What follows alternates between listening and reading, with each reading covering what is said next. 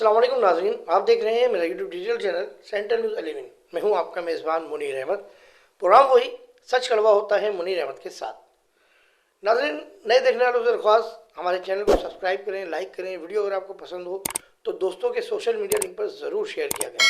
पुराने देखने वालों से भी दरख्वास्त हमारे वीडियो को शेयर करें, लाइक करें और कमेंट्स करें। हर कमेंट्स का जवाब देता हूँ, बुरे कमेंट्स का जवाब बिल्कुल नहीं दूंगा। और अगर सियासी कमेंट्स होते हैं तब भी जवाब देता हूँ, क्योंकि मैं एक सहाफ़ी हूँ, यहाँ बैठ के सहाफ़त कर रहा हूँ। प्रोग्राम की जानी बढ़ते हैं और मौज़ूआत पर बात करते हैं। दो मौजू हैं नाज़रीन, और एक है डिस्ट्रिक्ट सेंटर में गैर कानूनी तामीरात के हवाले से जो ऑपरेशन जारी है, उसमें एक नया चैप्टर खुलने जा रहा है। किसको क्या नुकसान होगा उस पर बात होगी। और दूसरा मौजू है पाक फ़ौज के हवाले से कि भारत जो हरकतें कर रहा है घटिया किस्म की, उस पर बात होगी। प्रोग्राम का आगाज़ करते हैं अल्लाह के बाबरकत नाम से। और हम पहले बात करते हैं पहलगाम के हवाले से जो भारत ने घटियापन का मुजाहरा किया, उससे जो कुछ हुआ वो पहली बार नहीं हुआ, वो हमेशा से होता आया है। और इस बार भी माजी की तरह भारत को पूरी दुनिया में रुसवाई का सामना करना पड़ा। भारतीय मीडिया जो हमेशा से ज़ाहिर अपनी हुकूमत के पेरोल पर चलता है, तो वो उसको डिफेंस करने की कोशिश कर रहा है, लेकिन वो नामुमकिन है। और मीडिया के पास, जो भारतीय मीडिया, उसके पास भी अब कोई ऐसी बात नहीं है कि वो भारत का जो है वो दिफा कर सके। देखिए, भारतीय जो आवाम है वो इस हवाले से क्या कहती है, कश्मीर के जो लोग हैं और भारतीय जो लोग हैं, वो कश्मीर के हवाले से जो उस वक्त घूमने गए थे वो क्या बात करते हैं, ठीक है ना, इस पे बात होगी। और आपको मैं ये वीडियो दिखा दूं कि आप ये वीडियो देखें पहले, फिर उसके बाद हम बात करते हैं।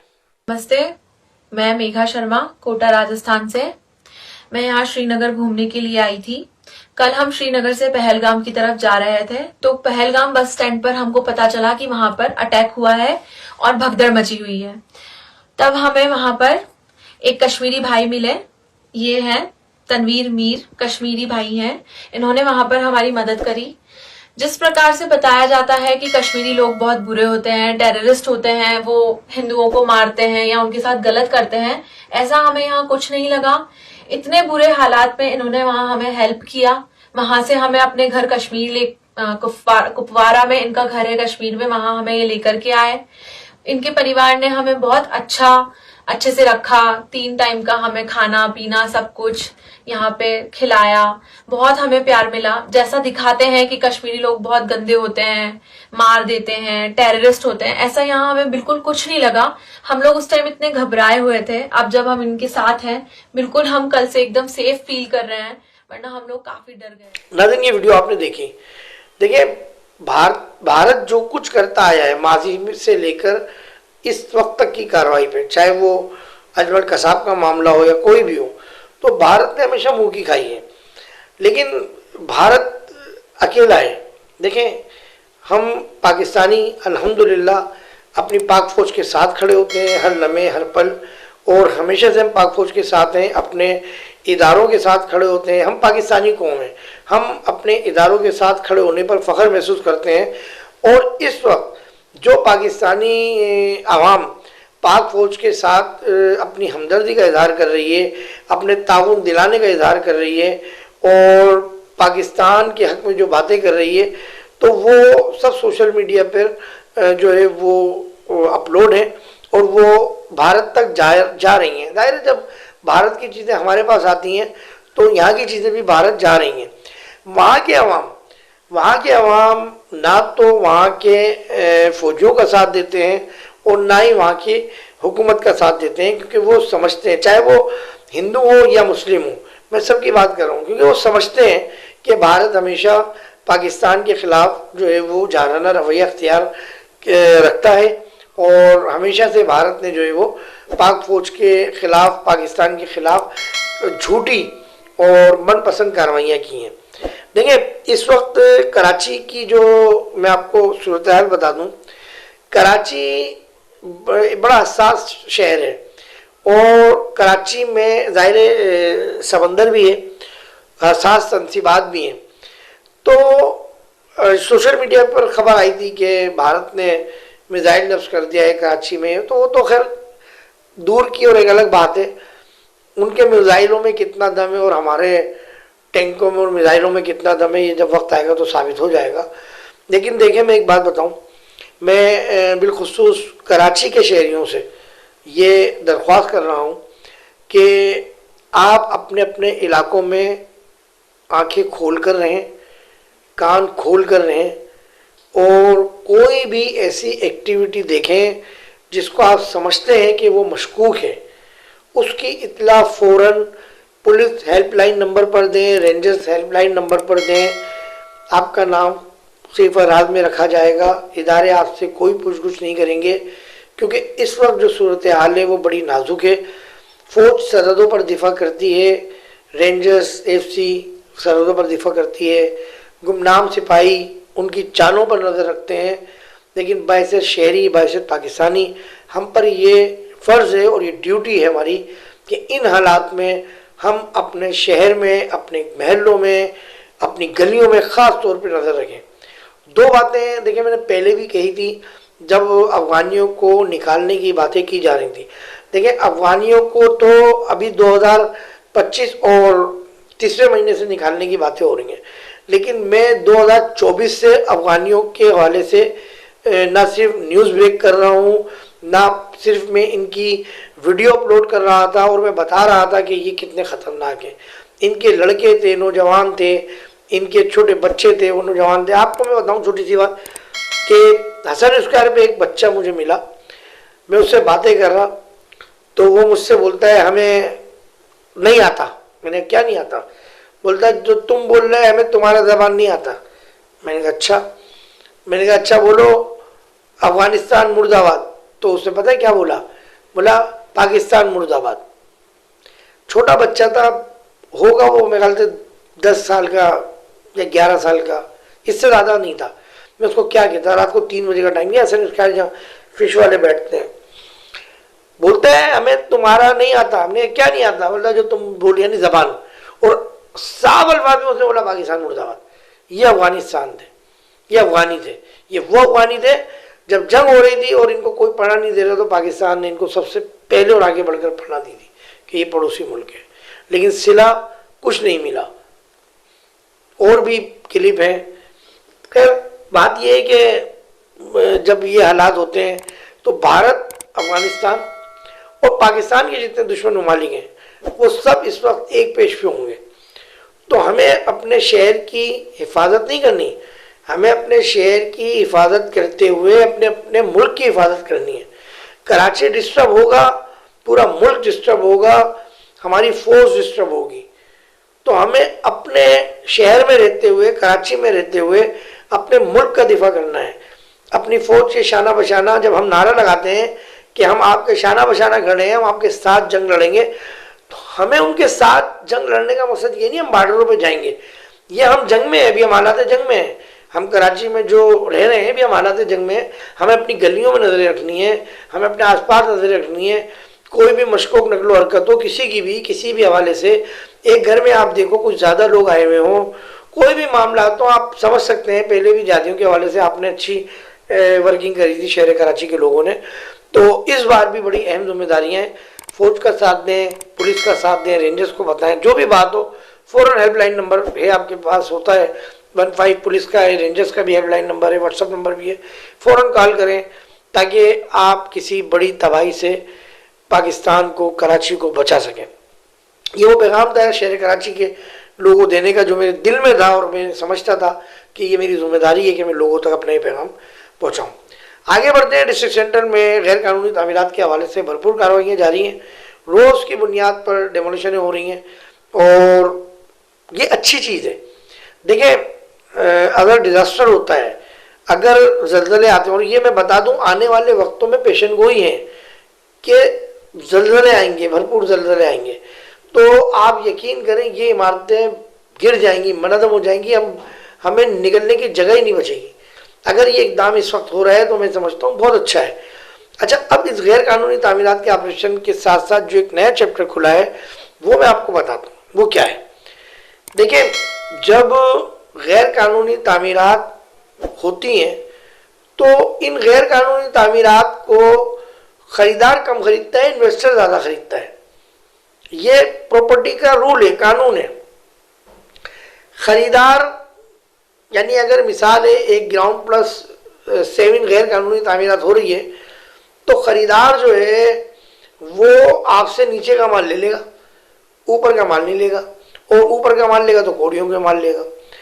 आप देखेंगे अपनी बचत आप उसको दे देंगे, इन्वेस्टर जो है वो फायदे में रहेगा। लियाकताबाद में, नाजमाबाद में इन्वेस्टर करोड़पति बन गए। इन लोगों ने बगैर टैक्स पे किए हुए कंस्ट्रक्शन के काम किए, इन लोगों ने खूब खरीदारियां करी। इसी तरह जितने बिल्डर हैं, अक्सरियत में बता रहा हूँ, लोकल बिल्डर जिनको मैं बिल्डर नहीं कहता, मैं ठेकेदार नुमा बिल्डर कहता हूँ, मैं ठेकेदार नुमा बिल्डर कहता हूँ। क्योंकि देखें, बिल्डर एक अलग चीज़ होती है, जाहिर उसके बाद बिल्डर लाइसेंस होता है, फिर वो बहुत से मामला होते हैं, तो ये ठेकेदार नुमा बिल्डर है। अच्छा, अब होता क्या है मैं आपको बताऊँ। इन तमाम ठेकेदार नुमा बिल्डरों ने जो सालों से काम कर रहे हैं, सालों से 2000 मैं समझता हूँ 11 या 12 से काम कर रहे हैं, ठीक है ना। यानी कि जो कसरत पैदा हुई है, जो इजाफा हुआ है, वो 2011 या 12 से हुआ है। तो 2011-12 से पहले नाजमाबाद में पोर्शन बनते थे, लियाकताबाद में जो बनना शुरू हुए वो 2011-2012 से बनना शुरू हुए, जहाँ तक मुझे याद है। तो 2011-12 से लेकर मैं पूरे नाजमाबाद, पूरे डिस्ट्रिक्ट सेंटर के बिल्डरों की बात कर रहा हूँ, इन्होंने गवर्नमेंट को कितना पैसा दिया। एफबीआर में ये लोग इंक्लूड है नहीं है। मैं अभी मजीद अगर बातें बताऊंगा तो बड़ी होशरुबा बातें हो जाएंगी, मैं बातें कर नहीं सकता। एफबीआर जो शिकंजा तैयार कर रहा है बिल्डर्स के हवाले से, तो वो सब सामने आ जाएगा कि कितने परसेंट इन लोगों ने काम किया, बिल्डरों ने कितनी कमाइयाँ की, किस किस ने क्या क्या प्रॉपर्टियाँ बनाई कंस्ट्रक्शन के काम से, किस किस ने कहाँ का इन्वेस्टमेंट की कंस्ट्रक्शन के काम से, और कंस्ट्रक्शन के काम से किस किस ने गवर्नमेंट को टैक्स पेड किया, एफबीआर में कौन कौन था, ये सब बातें सामने आएंगी। अच्छा, इसी तरह जो इन्वेस्टर थे वो इन्वेस्टर आज करोड़पति बन गए, पैसा इन्वेस्टमेंट कर करके। किसी की 4-4 बिल्डिंगें लियाकताबाद में है, 2-2 बिल्डिंगें नाजमाबाद में है। ये इन्वेस्टरों की बात बता रहा हूँ जो छतें खरीदते थे, छतें खरीद के खुद बनाते थे, और वो आज माशाल्लाह खरबपति बन गए, करोड़पति बन गए। तो एक तो ये मसला है। फिर जो स्टेट एजेंसी वाले माल बुक करते थे बिल्डरों का, वो आया एफबीआर में, उनकी स्टेट एजेंसियां रजिस्टर हैं या नहीं है। ये इतना बड़ा चैप्टर खुल गया है कि इसमें अब चैप्टर टू चैप्टर, यानी ये डायरी खुल गई है, और डायरी में जो चैप्टर जितने भी हैं वो खुलते जाएंगे। तो मैं जो यहाँ बैठ के बात कर रहा हूँ, मैं खुदा नखास्ता किसी के ऊपर इल्ज़ाम नहीं लगा रहा, मैं पाकिस्तान के इदारों के साथ खड़ा हूँ, मैं पाकिस्तान के इदारों के फ़ायदे की बात कर रहा हूँ, पाकिस्तान के डिपार्टमेंट के मैं फ़ायदों की बात कर रहा हूँ। मुझे किसी से कोई लेना देना नहीं है। अगर किसी को कोई तकलीफ़ है, किसी को कोई परेशानी है, कोई अगर मेरी बात पे ऑब्जेक्शन करता है, कमेंट्स बॉक्स में जगह है, मुझे कमेंट्स करें, मैं उसका जवाब कमेंट्स में भी दूंगा और मैं उसका जवाब वीडियो में भी दूंगा। अगर मैं कोई बात गलत कर रहा हूं तो, अगर मैं कोई बात गलत कर रहा हूं तो मैं उसका जवाब कमेंट्स में भी दूंगा, मैं वीडियो में भी दूंगा। मुझे बताएं लियाकताबाद के कितने बिल्डर एफबीआर में मुंसलिक हैं, कितने बिल्डर लियाकताबाद के या नाजमाबाद के, नाजमाबाद के, नाज कराची के टैक्स पेयर हैं। अकाउंट के जरिए कितने बिल्डर्स काम करते हैं, मुझे ये बताएं। अगर कोई बात मैं गलत कर रहा हूं, मैं फिर कह रहा हूं, मुझे कमेंट्स के जरिए बताएं, मैं कमेंट्स में भी जवाब दूंगा, लाइव भी जवाब दूंगा। इदारों को नुकसान पहुंचा है, इदारों को टैक्स के जरिए नुकसान पहुंचाया गया है।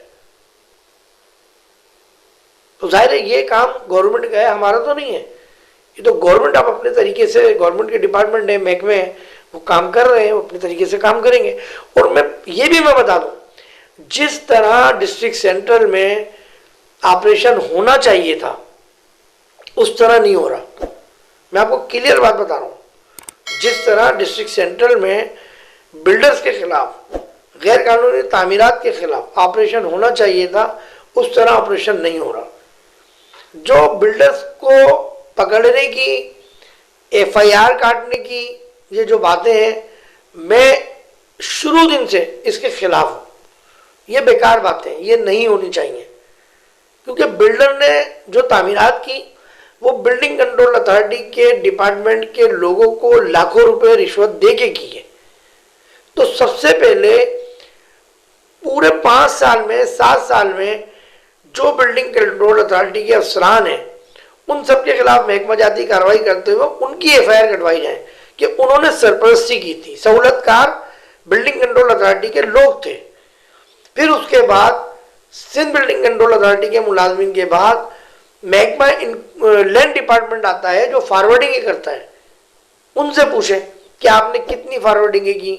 इसमें भी चैप्टर खुलेगा कि जाली फॉरवर्डिंग है और ओरिजिनल फॉरवर्डिंग है, चाहे वो केएमसी की हो चाहे वो केडीए की हो, इसमें भी एक चैप्टर खुलेगा। फिर उसके बाद आप आ जाए, ये जो इंक्रोचमेंट के लोग आते थे बिल्डिंग कंट्रोल, बिल्डिंग मटेरियल के हवाले से जो इंक्रोचमेंट के लोग आते थे, मैं नाम नहीं ले रहा, ये KBC Sindh building control authority के दफ्तर के आसपास इनका ऑफिस है।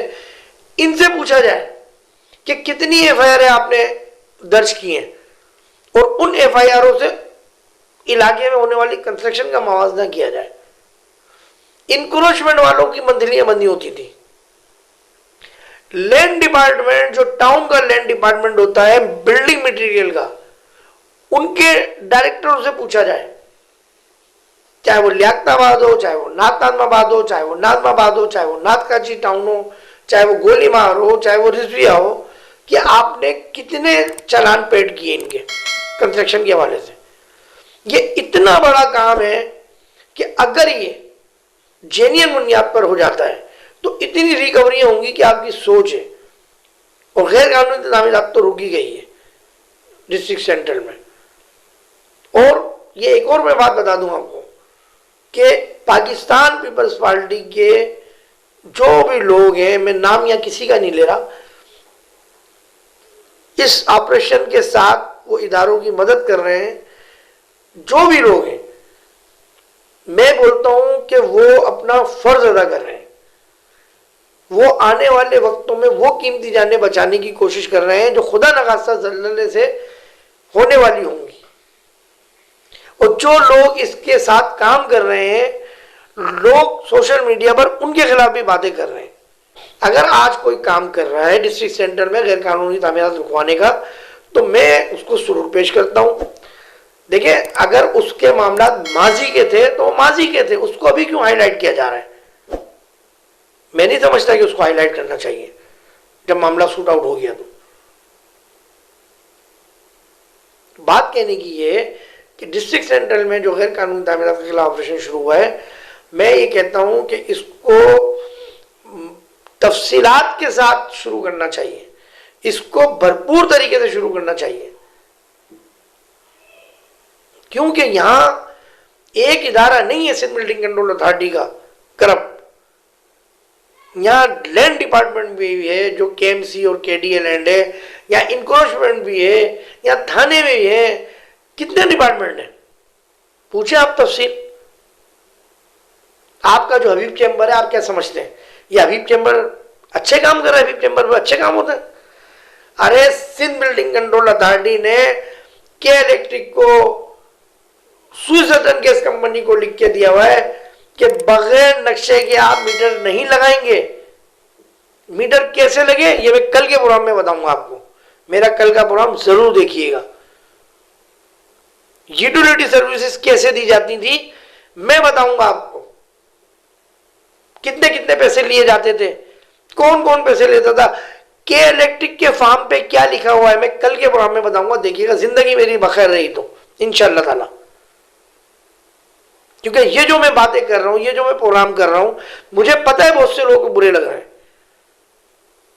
मुझे मालूम है, लेकिन मैं क्या करूं। मेरे प्रोग्राम का नाम है सच कड़वा होता है, मैं तो बोलूंगा सच।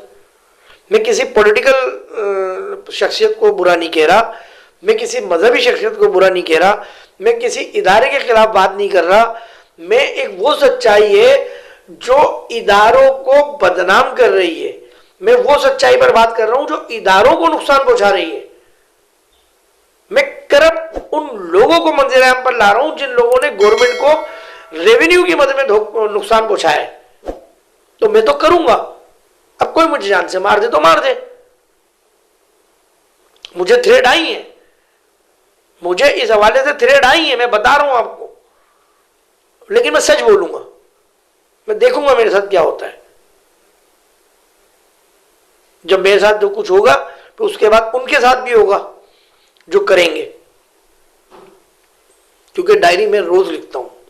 अपना बहुत ख्याल रखिएगा, दुआ कीजिए पाकिस्तान सलामत रहे, ताकि क़यामत पाकिस्तान के तमाम इदारे, रेंजर, पुलिस फोर्स, इंटेलिजेंस इदारे, गुमनाम सिपाही, सबको, सबके मुलाजमीन को, सबके अफसरान को अल्लाह अपनी अमान में रखे, पनाह में रखे। हम सबको अल्लाह अपनी अमान में, पनाह में रखे। सेंट्रल न्यूज़ 11 से कैमरामैन अरबाजी के साथ मुनीर अहमद को इजाज़त दीजिए। अस्सलाम वालेकुम व रहमतुल्लाहि व बरकातुहू।